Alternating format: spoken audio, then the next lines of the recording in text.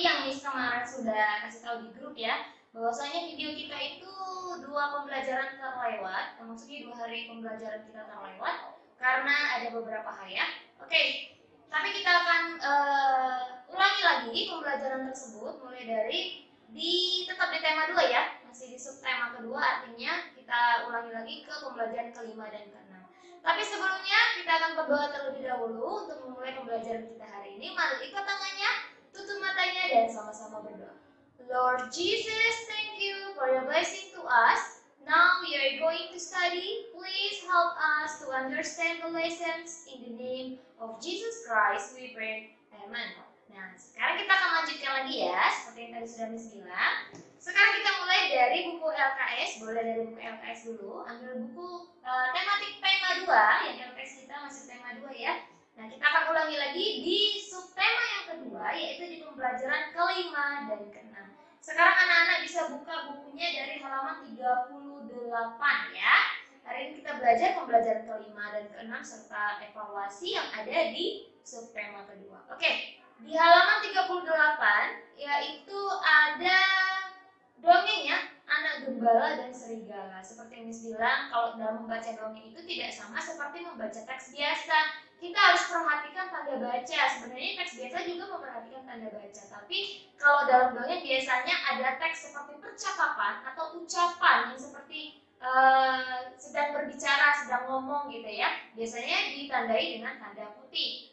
Kemudian beda pemain dalam dongeng berarti beda juga suaranya ya, agar membacanya lebih menarik. Oke ya, itu saja yang ingin Miss ingatkan dari tentang dongeng. Itu sudah sering Miss ulang-ulangi ya, karena tentang dongeng dari subtema pertama sudah kita bahas, sudah pernah kita bahas. Nah, sekarang coba langsung saja ke halaman 41 ya. Jadi nggak terlalu banyak ya kita di tema di pembelajaran kelima ini, tidak terlalu banyak. Perhatikan di halaman 41, di situ ada survei karakter. Nah, di survei karakter ini perhatikan di situ ada soal cerita seperti biasa, anak-anak hanya memilih salah satu mana jawaban yang paling tepat seperti itu ya. Kemudian selanjutnya ada di soal HOTS ya. Miss bacakan ini soal ceritanya ini tentang matematika ya. Dalam sebuah kandang kambing terdapat 5 kambing. 2 diantaranya melahirkan anak kambing. Nah, tadi ada 5 kambing, kemudian 2 yang melahirkan gitu ya. Kambing pertama yang melahirkan itu melahirkan 1 anak kambing, kemudian kambing yang kedua melahirkan 2 anak kambing. Pertanyaannya fokus ya, kambing yang mempunyai anak tersebut dipindah ke kandang tersendiri beserta anaknya. Berarti induk yang melahirkan beserta dengan anaknya. Berapakah jumlah kambing yang dipindah di kandang tersebut? Mudah ya ini matematikanya ya. Harus disimak apakah dia minta ditambah, minta dikali, dibagi atau dikurangi ya. Oke, selanjutnya kita lanjut ke halaman 42, yaitu masuk ke pembelajaran ke-6, masih tentang hewan. Kalau di dalam beberapa soal cerita ini semuanya tentang hewan ya. Oke, Miss jadikan nomor 1 sebagai contoh soal. Ini belum belajar matematika ya, dan juga jawaban. Oke, Miss akan bacakan soal nomor 1 ya. Jadi ini yang akan kalian kerjakan. Nomor 1 adalah sebuah peternakan domba, terdapat 5 kandang domba. Jika setiap kandang terdapat 10 ekor, jadi tadi ada 5 kandang domba, di mana masing-masingnya jika setiap kandang mendapatkan 10 ekor domba, 10, 10, 10, 10, 10, seperti itu ya. Pertanyaannya, berapakah jumlah domba dalam kandang seluruhnya? Sama halnya dengan kemarin sudah dicontohkan tentang anak ayam, tentang bola, banyak ya. Nah, jadi misalnya terdapat 5 kandang domba atau 5 kandang itu kita gambarkan dengan kotak-kotak boleh. Misalnya seperti ini ya, ada 5 kandang, 1, 2, 3, 4, dan 5. Di mana masing-masingnya ada berapa domba tadi? Ada 10. Di sini 10, 10, 10, 10. Jadi perkaliannya bagaimana nih bentuk perkaliannya? Nah ya, kalau kita lihat ini cara mencari jumlahnya ini mungkin memang pertanyaannya jumlah, tapi ini dari soal cerita nomor 1 ini kita dapat simpulkan bahwasannya dia meminta untuk dikalikan ya. Dijumlahkan juga bisa, tapi akan panjang, tapi ini lebih ke perkalian. Kalau kita lihat dari ini ya, ada 5 kandang, 1, 2, 3, 4, 5 kandang. masing-masingnya memiliki 10 ekor domba. Ya, masih tentang hewan. Jadi pertanyaan gimana? Iya, 5 dikali 10. 5 dikali 10 atau 10 kali 5? 5 dikali 10 ya. Jadinya berapa 5 dikali 10? 50 ekor domba. Ya, jadi ini jawaban nomor 1 ya. Dan sebagai contoh juga ya. Ini jawabannya. Jawaban nomor 1 dan juga sebagai contoh. Kalian boleh catat. Dan kemudian juga sekarang kerjakan nomor 2, 3, dan 4. Ya, seperti itu ya. Nah, selanjutnya perhatikan di halaman 43. Nah, ini untuk kalian kerjakan ya. Sekarang lanjut ke halaman 43. Ini saya menjelaskan saja ya tentang pantonim. Apa sih itu pantonim? Biasanya pantonim itu adalah gerakan-gerakan yang dilakukan manusia ya pastinya. Tapi kita tidak perlu bicara, melakukan gerak-gerakan tapi tidak perlu bicara. Tapi dalam gerakan itu mengandung isyarat, mengandung bahasa, atau dapat berbicara ya tanpa mengeluarkan suara. Seperti itu ya maksudnya ya. Jadi misalnya dari gerak-gerakan itu ada bahasa tubuh atau isyarat seperti itu. Nah, perhatikan di halaman 43 itu yang paling atas, menirukan gerakan hewan dapat meningkatkan daya imajinasi seseorang. Pantomim merupakan seni pertunjukan dengan bahasa isyarat. Bahasa isyarat yang digunakan adalah gerakan tubuh atau seperti yang disebutkan tadi. Jadi manusia itu bergerak, tapi kita mengerti apa yang dimaksud seperti itu ya. Nah, itu hanya pembahasan saja tentang pantomim, di mana nanti akan berhubungan ke soal selanjutnya itu kalau nggak salah ya. Oke, itu untuk penjelasan saja. Sekarang coba langsung buka halaman 45. Ya, di halaman 45 bagian atas sekali itu ada survei karakter. Seperti biasa anak-anak memilih salah satu jawaban yang paling tepat. Jangan lupa ya diisi sendiri ya anak-anak, jadi bisa mengerjakannya sendiri. Nanti kalau misalnya ada ujian seperti online seperti itu, kalian bisa menjawabnya. Jadi ini adalah soal pilihan ganda juga ya. Jadi kalian hanya memilih salah satu jawaban yang paling tepat. Jangan lupa dibaca teks bacaan atau soal ceritanya yang paling atas dengan seksama ya. Jadi kalian bisa menjawab dengan tepat. Kemudian ada soal HOTS. Nah, soal HOTS ini dikerjakan ya.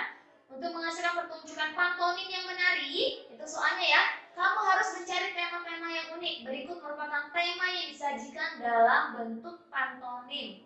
Adalah, nah tadi sudah dijelaskan ya, pantomim itu gerakan-gerakan atau pertunjukan yang dilakukan manusia.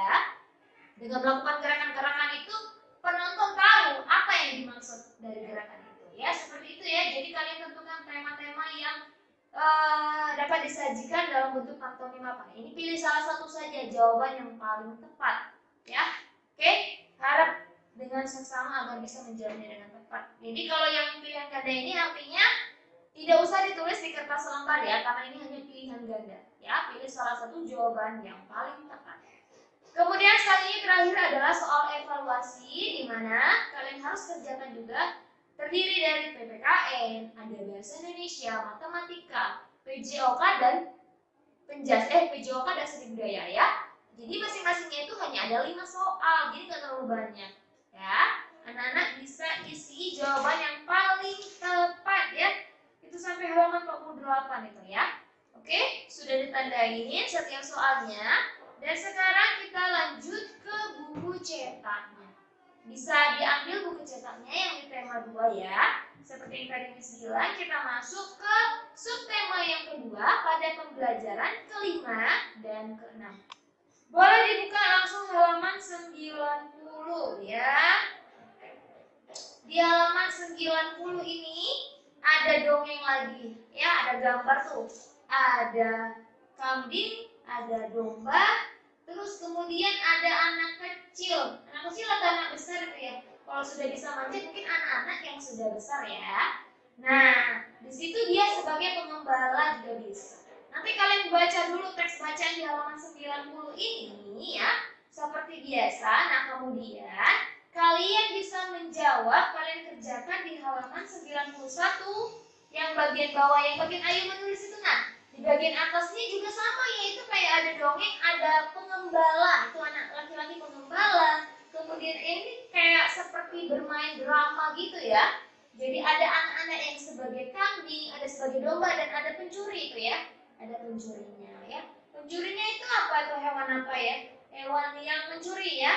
Nah, sekarang setelah kalian baca nanti kalian tahu. Di bagian ayo menulis ini, susunlah kata-kata di bawah ini sehingga menjadi sebuah pesan moral yang terdapat pada dongeng Anak Gembala dan Serigala. Oh, jadi pencurinya adalah serigala itu ya. Jadi kalau kalian pernah nonton juga film kartun anak-anak itu ada kayaknya pernah lihat ya. Kayaknya pernah ada tuh. Nah, nanti kalian susun kata-kata yang di bawah ini, nanti kalian susun menjadi sebuah kalimat yang baik, di mana kalimat tersebut nanti akan merupakan dari nasihat atau pesan moral gitu ya. Jadi pesan moral itu adalah nasihat. Jadi apa yang harus kita lakukan atau apa yang harus kita tidak tiru gitu ya. Nah, jadi sesuai dengan bacaan dongeng ya. Nanti kalian pindahkan ke bagian kotak yang bagian bawah yang warna lila gitu ya, warna ungu keping-pingan gitu ya. Nah, nanti di bagian halaman 91 bagian kotak itu nanti jawabannya ditaruh di situ. Oke, dan selanjutnya di halaman 94. Di halaman 94 ini kita belajar matematika lagi tentang apa ini? Perkalian. Benny sedang mengerjakan PR matematika.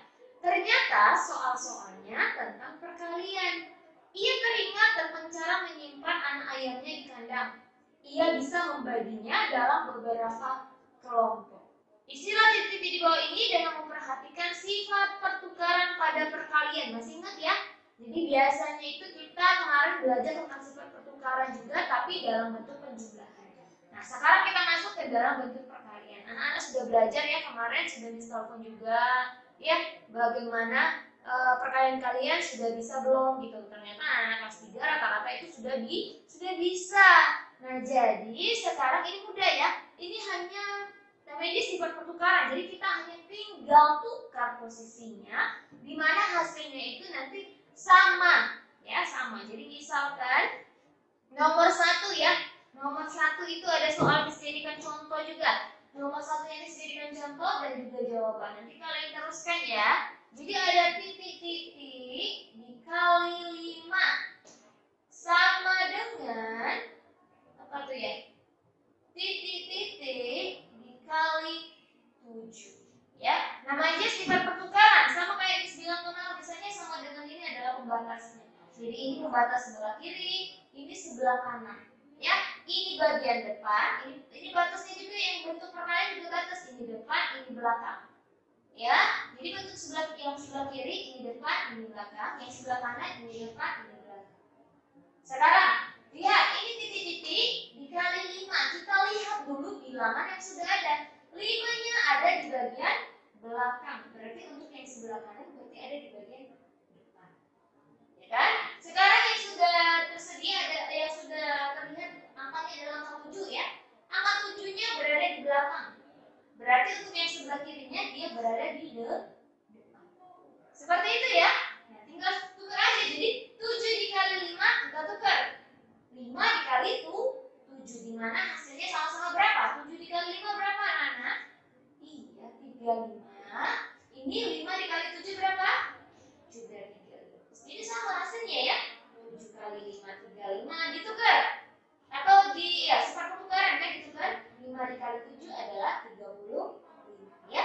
Jadi ini adalah jawaban nomor 1 dan juga sebagai contoh. Sekarang tugas kalian kerjakan untuk nomor 2 sampai dengan nomor 10 ya. Oke, nah itu untuk yang pembelajaran kelima. Sekarang kita masuk ke pembelajaran ke-6. Tapi coba langsung saja dulu ke halaman 103. Coba langsung ke halaman 103. Ini masih tentang matematika ya. Bantu Benny menyelesaikan permasalahannya yuk. Nah, nanti Miss bacakan yang nomor 1 sebagai contoh juga boleh. Yang bagian A, di sebuah peternakan terdapat 6 kandang domba. Ingat ya, ini masih tentang perkalian. Perkaliannya di mana menggunakan juga sifat pertukaran. Oke, tapi agak sedikit lebih sulit karena ini merupakan soal cerita. Tapi akan lebih mudah jika kalian benar-benar simak setiap kalimatnya dengan teliti, dengan seksama ya. Ulangi yang bagian A, di sebuah peternakan terdapat 6 kandang domba. Jika di setiap kandang terdapat 10 ekor domba, berapa jumlah domba dalam kandang. Ya ingat ya. Jadi ada 6 kandang, boleh 6 kotak seperti ini juga boleh. Ya, 6 kotak di mana masing-masingnya terdapat 10, hampir sama dengan yang ini berarti ya. Oke, nomor 1A di sini aja ya. Nomor 1A. Ya. Yang nomor 1A itu berarti kalau ada 6 kandang masing-masingnya ada 10 domba ya. Berarti 10 kali 6 atau 6 kali 10? Iya, 6 dikali 10 ada 6 kandang di mana setiap kandang memiliki 10 ekor domba. Jadi kita boleh tulis seperti ini. 6 dikali 10 sama dengan 60 domba ya. Kemudian yang bagian B-nya, tiap kandang sesak dengan domba karena luas kandang tidak besar. Pemilik kandang berniat membuat kandang domba lagi sehingga jumlah kandang domba ada 10. Nah, tadi kan setiap kandang itu kan ada 6 kandang. Setiap kandangnya 10. Ternyata di dalam satu kandang yang ada 10 ekor itu sesak. Jadi ditambah lagi kandangnya menjadi 10 kandang ya. Ada 10 kandangnya. Berarti ditambah berapa tuh? Tadinya 6 jadi 10, berarti ditambah 4 ya. Oke, karena sudah ditambah menjadi 10 kandang, sekarang pertanyaannya, berapa isi domba di tiap kandang? Jadi itu jumlah dombanya sama. Jumlah dombanya sama-sama 60. Berarti kalau kandangnya ada 10, ya sama dengan soal pertukaran juga ini berarti. Berarti setiap kandangnya memiliki 6 ekor domba. Ya, kalau tadi kan 6 kandang masing-masing memiliki 10 ekor. Jadi 6 dikali 10. Sekarang 10 kandang. Kalau sama-sama 60, di sini sama-sama 60 domba ya. Sama-sama 60 domba, artinya ada 10 kandang yang dikalikan dengan berapa masing-masing setiap kandang ada 6. Jadi 10 dikali 6 adalah 60 domba. Jadi sama ya? Sama. Hanya di bawah sifat pertukaran saja. Kemudian yang C. Nah, yang C itu sifat pertukaran itu sudah kelihatan ya. Sudah kelihatan, langsung aja kita pindahin. 6 dikali 10 sama dengan 10 dikali 6. Dimana masing-masing memiliki hasil yang sama. 6 kali 10 berapa? 60. 10 kali 6 60 juga ya. Ini tadi ya 60. Ya kan? Sama-sama 60.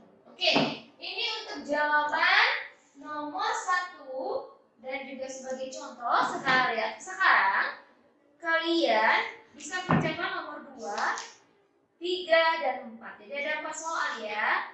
Oke. Ada 4 soal. Oke ya, sampai di situ pembelajarannya. Sampai halaman 105 ya. Oke, sampai di situ pembelajaran kita hari ini. Kalau masih ada yang bingung boleh tanyakan ke Miss. Kita akhiri dan kita tutup dengan berdoa. Mari lipat tangannya, tutup matanya dan sama-sama berdoa. Lord Jesus, thank you for your blessing to our activities today. Now we are going to finish our study. Please help us to remember our lessons. In the name of Jesus Christ, we pray. Amen. Selamat mengerjakan.